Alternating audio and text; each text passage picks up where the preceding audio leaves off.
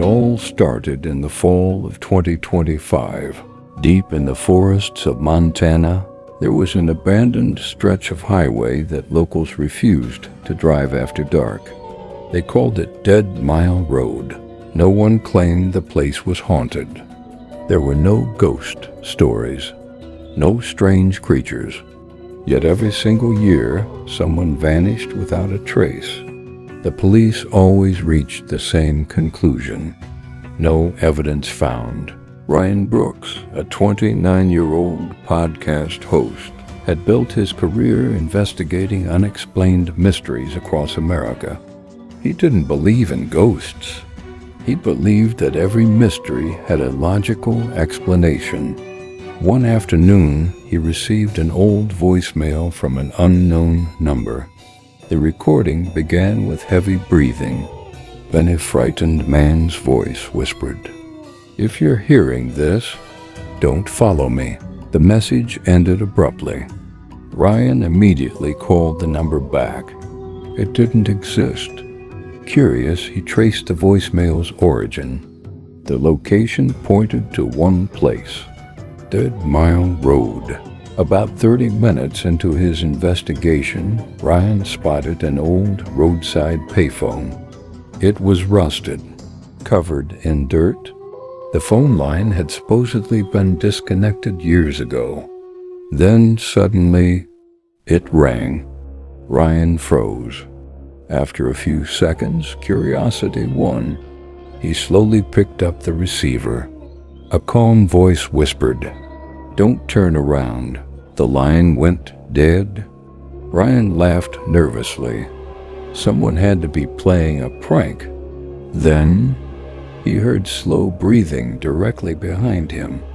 His body went completely still. The warning echoed in his mind. Don't turn around. For nearly 10 seconds, he couldn't move. Finally, he turned. There was nothing there. No one. Relieved, Ryan lowered his shoulders. Before putting the camera away, he glanced at the display screen. His blood turned cold. On the screen, standing about 10 feet behind him, was a tall figure dressed completely in black. Its face had no eyes, no mouth, just darkness. Ryan spun around. The road was empty. He lifted the camera again. Now the figure was only 5 feet away, but only on the camera. In real life, there was absolutely nothing behind him. Panic took over. Ryan sprinted toward his car. Branches snapped beneath his feet. His breathing became frantic. Every few seconds he checked the camera screen.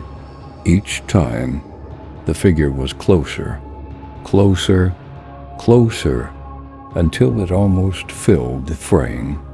Ryan slammed the car door shut, locked every door, started the engine, and sped away as fast as he could. After several miles, the forest disappeared behind him. He finally believed he was safe. Trying to calm himself, Ryan replayed the footage. His hands began to shake. The recording showed nothing unusual. No black figure, no strange breathing, no phone call. It looked completely normal, almost as if everything had happened only inside his mind. Ryan let out a long breath. Then, his phone vibrated. A new voicemail had arrived. The sender, Ryan Brooks. His own number. His heart nearly stopped. With trembling fingers, he pressed play.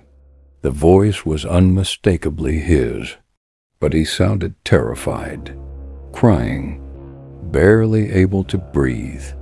If you're hearing this, don't look at the camera screen. Ryan slowly lowered his eyes toward the camera. His face drained of color. The black figure was no longer standing behind the car.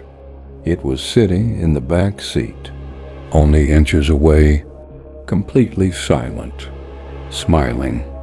The next morning, police found Ryan's car parked along Dead Mile Road. The doors were locked from the inside. His phone was on the passenger seat. His camera was still recording, but Ryan Brooks had vanished. No footprints, no signs of violence, no evidence. He was never seen again. 6 months later, the police returned Ryan's camera to his family. Most of the footage showed nothing unusual until the final 2 seconds. Without explanation, the camera suddenly switched into selfie mode. Ryan wasn't holding it anymore. Someone else was. Standing in the middle of the frame was the same black figure. For the first time, it slowly looked straight into the camera, smiled, and whispered, "Thanks for watching." The screen went black.